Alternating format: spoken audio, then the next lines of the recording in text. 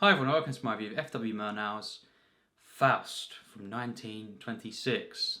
So yes, back again here with Murnau. Of course, I've been doing quite a few Murnau reviews, of course, of late. And yes, basically, this film, here is on Masters of Cinema, spine number 78. So yes, Faust here. This is the one that I watched last Sunday. Sunday again here today, and yeah, been very busy recently, so that's the reason why I didn't review it sooner. But yes, of course, since then I watched City Girl as well, which I loved, of course. But this film, is the one that I was really looking forward to for many years. But since I saw, Sunrise really is the one, last year, early last year, and seeing more Murnau's, of course, to kind of build this up, since this is the most acclaimed of the ones, excluding, Sunrise really, Nosferatu, you could say. But this one, wow, I was looking forward to this. Fantasy, an epic film here. Romance, of course, which I didn't really know be as focused on this actually. It's a love story. But yes, it's based on a very traditional German legend, of course. There's been different interpretations, over the years, but this is one of the main, cinematic interpretations, of course. And yes, just look at that poster. I mean, that just, it looks like a fantasy, kind of thing here, an epic, just very interesting, of course. And yes, I was kind of maybe a little bit loosely aware of basic themes that would be in this film and the overall initial idea of the film, but I didn't know anything else really. I'm not too well versed in this, which is good because I didn't get any kind of spoilers or kind of ideas about how this would turn out and the kind of journey that I would take in this film. And City Girl, of course, I haven't seen that after this. Another film that I love from Murnau. But this film, this is quite different, and this is even greater in my opinion. I was not quite prepared for this film, and certainly, I can certainly say that Murnau, based on his masterpieces, this included, I think he is one of the greatest directors of all time, just because of how exceptional they are, and one in particular. We'll get to that, but yes, a masterpiece. Faust blew me away. This film is literally remarkable. I'm quite speechless once again, just thinking about this film and about the ending and even the opening, just that ray of light, just that beam that just shoots onto the screen, just the clash here, all the music and just the epic treatment it gets, the sets, the costumes, and just this otherworldly, fantastical, dreamlike, but very satanic, very disturbing and kind of very creepy as well. This is just such a work of art. This, and I couldn't quite believe it. The opening 10 minutes, is this archangel, of course, and this devil, Mephisto, played, of course, by Emil Jannings, who is just amazing.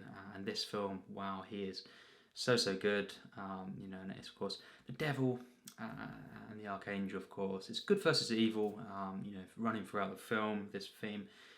But it's very unique and complex, and the way it's done is just genius.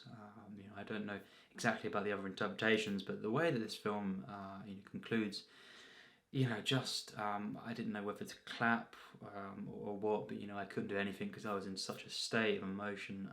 This is one of my favourite films of all time. I was blown away, as I say, but it's one thing saying that, but just the experience of this film, right away, it's going to be spoilers, and if you've not seen the film, just check it out, honestly, if you love silent films as well, and just classic films, certain legends, and stuff, and fantasy films, I think check this one out. I hope you have a great time with this, and go on this journey, of course. And his character of Faust, as we know, played by Gösta Ekman. He is our main protagonist, of course, and basically it is quite complex, to kind of describe this. But this is a spoilers review, so we don't really, I'm guessing you've seen the film, so we don't really need to go through the plot. But it's such an interesting film with a plot that could be could be very maybe convoluted or something, but you know, it just isn't. It's kind of, it's complex. It's so kind of, there's so much going on here, and there's so much mixed emotions, of course. But the way that this is told, you know, just to sum it up, the way it's told, I was literally just entranced from the beginning. I knew the kind of stakes here, and you know, I knew what was going on from the get-go. The way this is told is just so masterful, and you know, it's a film that just gradually unfolds, and then, you know, around the 40 minute mark, this is when, you know, it just takes another leap into, wow, the heights, really. You know, from then on, it's just, wow, certainly one of my absolute favourites, really. And just, you know, I thought, am I in heaven here, you know, because this literally is, at times, certainly moments, and that sequence where he goes home, you know, Faust, is just literally, wow, it's a dream come true, really. It's everything I wanted from this film, and I did not think it would be quite as good as this, because I have to say it now, I prefer this to Nosferatu, you know, and that is saying something. You know, this is just, wow, this is a heavenly film, of course, and yes, you know, it's a film that just opens up around that point of the film that I'm on about, and just becomes something truly profound, beautiful film, this, and you know, of course, the character of Faust is this kind of professor slash, you know, alchemist, of course, mainly, specifically, and other things as well. But you know, he's quite an elderly man. He lives in this kind of village, this town, and the whole point of the beginning, of course, you see, you know, up in the sky and heavens, you know, this kind of conversation about how, you know, basically there's a wager between the archangel and you know, Mephisto, and to see if he can corrupt a good man's soul, and you know, if he can, the devil, you know, Mephisto, basically gets to rule Earth, gets to dominate this and take control, and yes, basically from then on is this kind of journey that they go on. You know, eventually Faust summons Mephisto, so he can get powers to kind of you know, save the village from this plague and everything, and there's so much going on, as we know. But then, of course, once he's summoned and Mephisto is kind of alongside Faust, this is when the film really just becomes so good. You know, it's just so involving, and it's kind of, you know, there's so much to kind of sum this film up, but it really made me feel like a kid again. Just the way that I was, you know, it's this grand theatrical experience that I was kind of just sitting back and letting the filmmaker tell this story to me in such a way, you know, kind of a fable, and many things. Of course, a very dark film, but of course, just the way it's told, and everything, the whole theatricality of it, the effects, some of the very finest effects I've ever witnessed. I was entranced by this, and it just, it feels everything, you know, like a fantasy, this, and you know, of course, if it's kind of going for a satanic theme as well, you know, it really achieves that. You know, Murnau is one of the perfect directors to do this. You know, this kind of the way he kind of brings in, you know, German expressionism, and I think actually, you know, it's maybe even more effective here than it is in Nosferatu, although it's a bit different. But these offbeat, you know, the angles, the sets, of course, just the overall, the atmosphere, you know, the dark atmosphere, but of course, mixed in with the beauty and the uplifting nature and the purity of this, you know, mainly this romance, of course, that eventually happens, and just these human emotions is absolutely stunning. It's a perfect film, in my opinion. Not a false note here, and you know, it goes beyond that. You know, it's one of the most remarkable films I've seen, and yes, basically, once this happens and we see these two team up, you know, it becomes quite clear. Actually, it's very playful film actually as well. It's a very dark story and everything. Of course, you've got the devil, you know, actually being summoned, and there's a lot of dark moments, especially towards the end of the film. You know, of course, and you know, being a spoilers review, I can say, of course, when Gretchen, you know, is burnt at the stake, you know, this is really dark, of course. But then we'll get to that ending, which just, as I say, I didn't know whether to clap, to cheer, or just to sit there and smile, which, you know, I ended up doing while also crying. You know, this is such a film, and yes, you know, you see this character, of course, the Faust, eventually, you know, kind of flying over these mountains and everything with Mephisto. He takes him, you know, due to their bargain, of course, the 24-hour period, and of course, yes, he ends up, you know, kind of with other characters in different times and everything, and he's offered different things here, and then he doesn't want it. He gets bored with all this kind of these offerings, and basically saying, "Take me home," and that's kind of, that means a lot of things that in this film. But yes, eventually he goes to his youth. He returns to this, and then he of course he meets this character, this woman of course, Gretchen. He sees her, and basically it all unfolds from there. That's when the film really, I was completely loving this. I was loving the playful nature of this, the kind of how well, I mean, the acting, and of course Gösta Ekman plays the elderly version and the young version of this character Faust, and I think it's just one of the best performances of all time. Just this dual kind of performance here, basically, because he perfects the movements, the graceful nature, the kind of frail, you could say, wise, kind of wizard type character, and then he's this kind of charming, upbeat, kind of just playful, younger version, and it's just, there's something, if you, I would forgive you if you mistaken this for another actor, playing this character, but of course it's not. But it's just because it's so distinct. It's still the same character in many ways, but in terms of the feeling, but just physically, especially, it's just stunning actually to behold this. The acting, Emil Jannings is perfect in this film.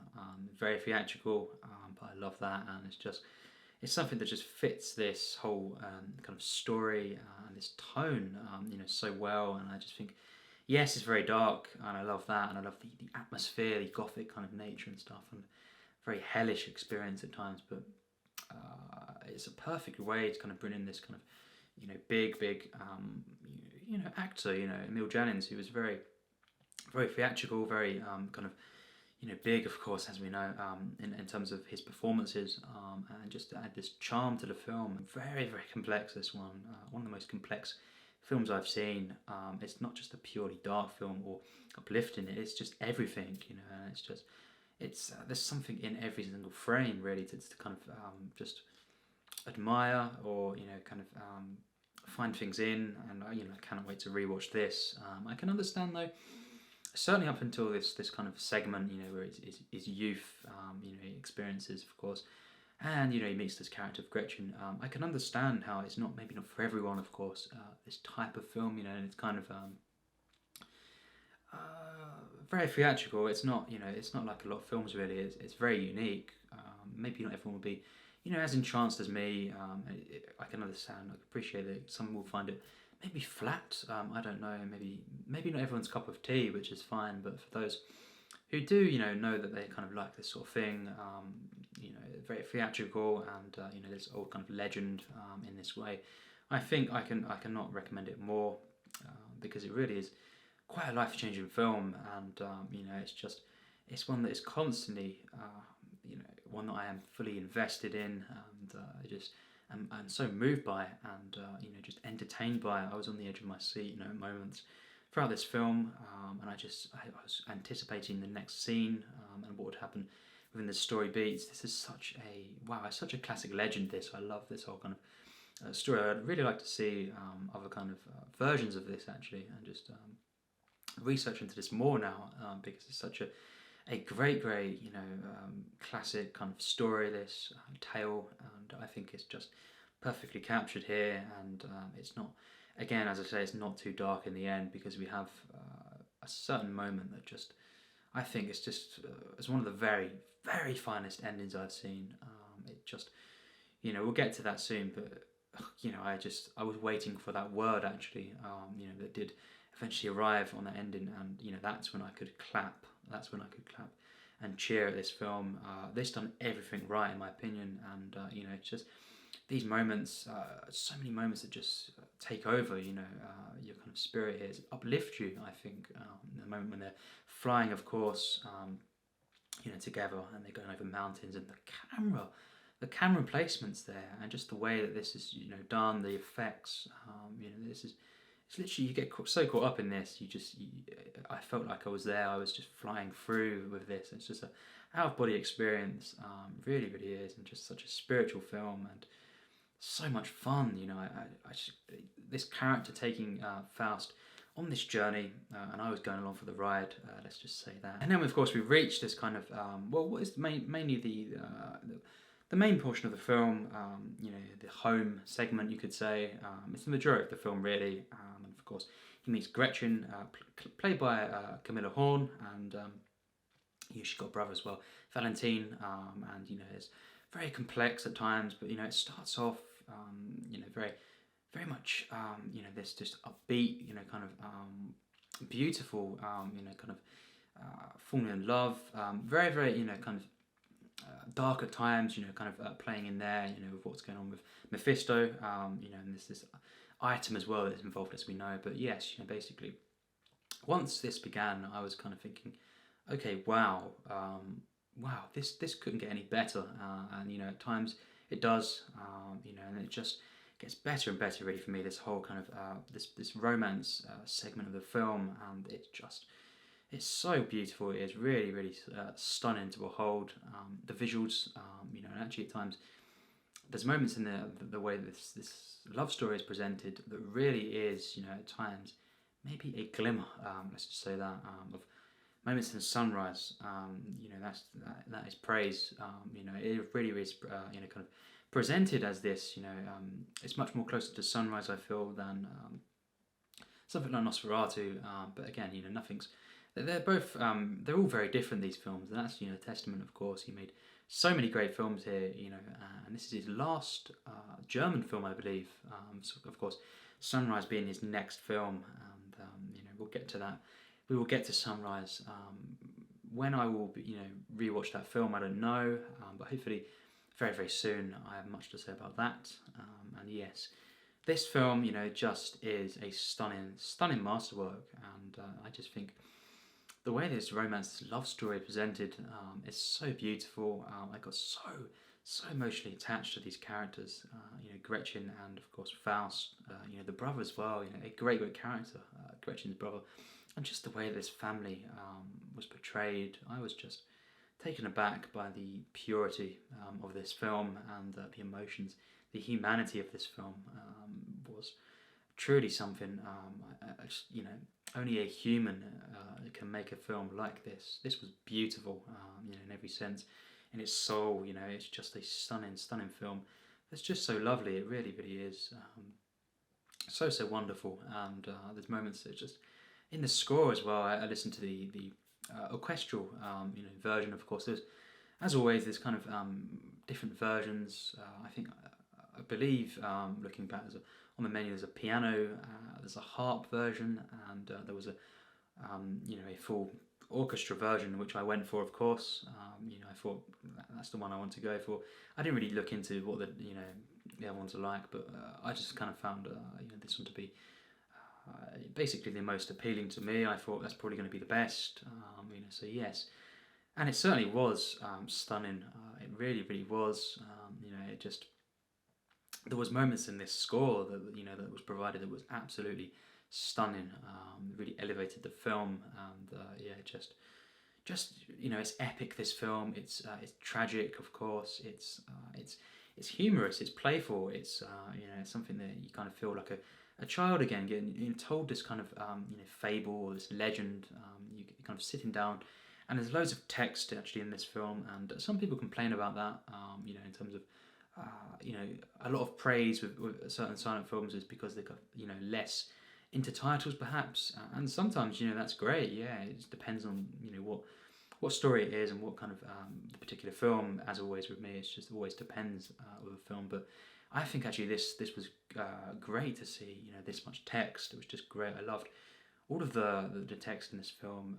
Even at the beginning, where it's saying about the greatest thing is the kind of man's choice to be good or evil. It's all this humanity in the film that's even through that. And then of course the visual storytelling is even greater. But you've got this really literal, kind of feeling to the film. The lyrical nature of it, and it's got a wonderful score provided as well, and just this cinematics to this film. Cinematography is without a doubt the second best from Murnau, in my opinion. It's some of the greatest I've ever seen. When he's at his best, he was one of the best visual storytellers of all time for me. I think just truly remarkable, and just all the smoke and just the way, of course, that the sets are captured, and the placement of the camera, the framing is immaculate. Never is the framing off. It just feels perfect for every single shot within the context of what's going on. The tone, of course, and it's all these close-ups as well, capturing the emotions, these pure emotions, of course, and it's such an innocent film at times, but then it's also very, very dark and kind of quite menacing, but then I think it's just a perfect choice to kind of have Mephisto as a charming kind of maybe playful character, as well as of course he is devil, he's Mephisto, but it's just a great choice, I feel, to kind of add the comedy in there and the kind of charm and the playful nature, of course. And I just love the kind of the interactions throughout the film so much. It's just really is perfect. I love all the characters in the film, even the side characters. Valentine, brother of Gretchen, perhaps. It goes places that I didn't know where it would go, and I was kind of just hoping for this to never end. And it gets to a point, of course, as we know, where of course the brother is actually killed, and then Gretchen, of course, is pursued, and of course Mephisto shouts out murder, of course, and everyone is after these characters, and then of course Faust, basically becomes old again, and as we know, Gretchen is struggling with the child, of course, and then something truly, truly horrible happens, as we know. It's just, it really made me cry, of course, and because I was so invested in this, I didn't want anything to happen to these characters. Of course, I knew probably something would, but this is daring to go this place, where of course Gretchen is captured, and then of course she is burnt, set afire, set alight, of course, and of course the flames coming out. Mephisto, as kind of working his doing his stuff here to kind of make sure that this happens, and then of course Faust, as an elderly man, of course, returns. He's screaming out, of course, to Gretchen, and then of course he gets on top, of course, of this of the pyre, and then of course he moves into the flames, and he basically holds her, and then of course she sees his former self, his youth, kind of self here. It becomes young again in her eyes, in her heart, maybe, basically then they look into each other's eyes, and of course they die together, and their souls basically go to heaven. And at this moment, I could not believe this. I was just very emotional from this film, and then of course something happens. You go back further up, of course, and you've got this conversation once again with the Archangel and Mephisto, and then of course he's saying he wants now his prize. He wants to claim this wager, because of course he has he thinks won, but then of course the Archangel says there is one thing you're missing. There is one word basically going on, and he's saying that can conquer all this thing. He's describing a word, and I kind of thought straight away, I knew what this was. I thought, let's just hope it is this, and I was waiting for this word to come off, of course, on the screen, and then it did. Love, and then you've got the wonderful ending shot there, and that is when I just thought, this is perfect. This kind of is the icing on the cake, this ending kind of moment here, and the twist it kind of does here, and then of course it just leaves you with that thought of them, going off into heaven, and for them to live on, is for all eternity, basically, and it's truly a wonderful, wonderful ending that I thought, I couldn't quite believe this, actually, the way this was brought together, and despite being a very dark film, and especially that final act, the kid, dies as well, the child, it's really, really dark and disturbing, I thought, but then you've got that kind of twist, and I'm not sure how it ends in the other versions, really, but you've got this thing where, it's kind of, while a tragedy, it is also a beautiful, I think, truly hopeful and uplifting ending that just says something about love in general, and I think the way that this is explored, this romance throughout the film, is stunning. It really, really is one of my favourite romances in a film across the whole thing, and it's not even a fully dedicated one to this, film. It's but it is, the main portion really I would consider of the film, and it's got this stunning stuff before this segment, and it's so epic, it's so grand. The scope of this it's truly overwhelming at times, and you've got travelling through these lands and these mountains, and it brings into heaven and everything, and just out of body experience this, and it's got these themes that are just so massive in scope, I feel, but then it's this intimate, personal love story at the heart of the film that just makes a perfect a perfect film for me, and it's a personal epic, not long at all, but it feels like this grand undertaking, and just the way that the kind of I think the beginning is really key to that. The way that you start off with these these figures, the Archangel and the Devil Mephisto. It's key to the film, and the way they're looking over Earth, and then we go into Earth. We go down and we see these characters, and then we follow Faust, and then we see him travelling his journey. And I think it's just, and then the way it ends, it's kind of bookmarked by these. The beginning and the end is just so epic, and then you've got the personal emotion, the emotional core really to the film, which is in the centre, and then it's just the way that it's explored is just truly wonderful. The kind of the feeling of these characters wanting to be together, and it really is something. And I think the desperation of Faust to kind of just want to remain here is something that really makes it so investing. And I wanted him, and these characters to be together, and in the end they are. Even though it's a tragedy, they go off, and it's just a beautiful ending. It's something that can conquer it all. Love, and that is just a wonderful way to end this film. And just, I think the effects, as I say, of the way it's edited, the even the action scenes. Wow, the kind of sword fight that goes on near the end of the film, and all these, the sequences where they're trying to escape, perhaps, just so stunning. And moments when they're not kind of on Earth, it's just it's something that it's a true fantasy film. This it's an epic. It's it's something that it's very disturbing at times and very dark, but as well, it's a pure film in its romance and its character studies here.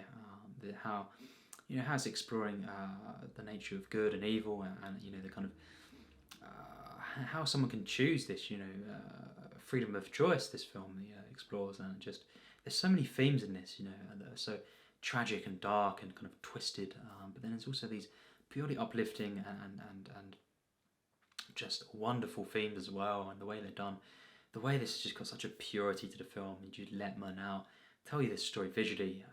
It really is one of the most exceptional films that I've ever witnessed. So this final part of the video, unfortunately, had to be reshot.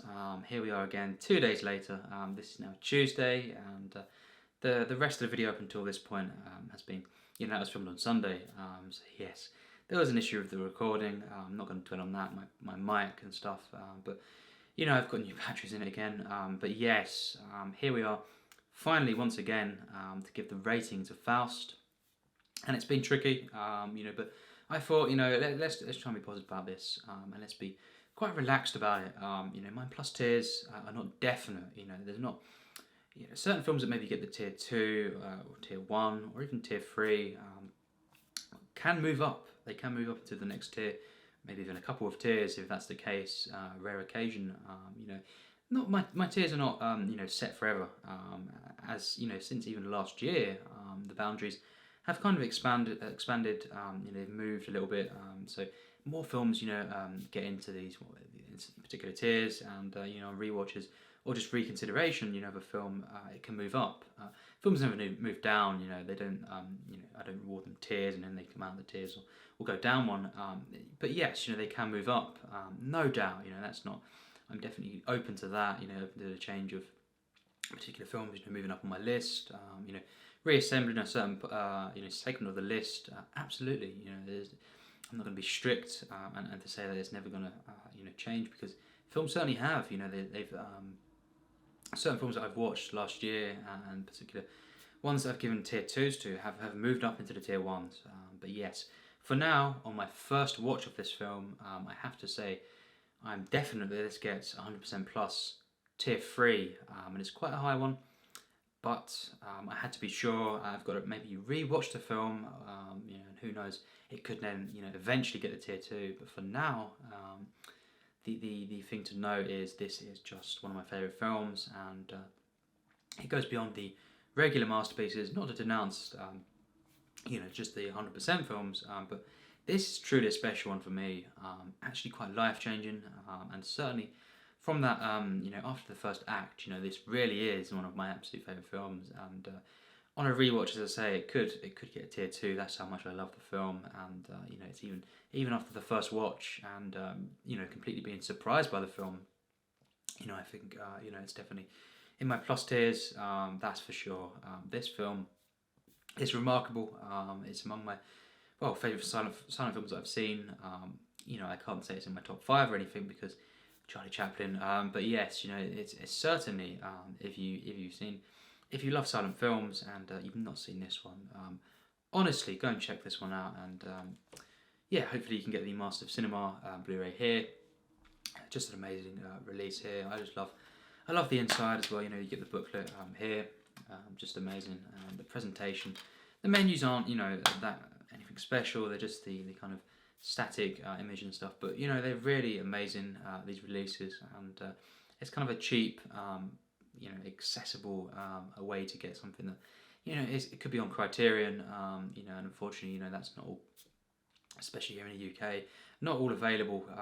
I wish it was. Obviously, if it was the same price and it was as available, there's no doubt I'd be getting more Criterions. But Master of Cinema do very, very good stuff here. And actually stuff that is very, accessible, affordable, you could say, and easy to get. Yes. But anyway, Faust is a stunning, stunning masterwork. At times, this is just one of the best films, and I certainly think it's among my favourites. This is just wow, what a film! Leave your thoughts in the comments, of course, because it'd be very interesting to kind of see what you think on this one. And if you've seen the film, of course. If you've not seen the film and you're skipping to the end, maybe certainly a film to recommend. It really it blew me away, and everything, the sets, the effects in general. I will not hesitate in saying this is some of the best effects I've ever seen, and how it is used to tell this story, to create an atmosphere, and just to dazzle, actually, just as a spectacle. It's quite overwhelming at times, but always so controlled, masterfully by Murnau. The performances are absolutely stunning, and there is a real purity to this film that I think it's just, this is silent cinema. This really is. This is just this is what it can bring. It really is stunning, and one of the best films I've ever seen, actually. So yes, as always, thanks for watching my review, and tell me your thoughts in the comments. I've not got too many. Murnau's actually looking actually once again over his filmography. I've not got too many left that are not lost to review, so that's very sad. But we will, of course, be rewatching Sunrise. That's the one, of course, I can't wait to talk about. That's another level. But yes, Faust is certainly for me his second best that I've seen. I prefer it to Nosferatu, and yes, I didn't think I'd be saying that even after a first watch. This film, it really is just a really special work, and yes, thanks for watching my review.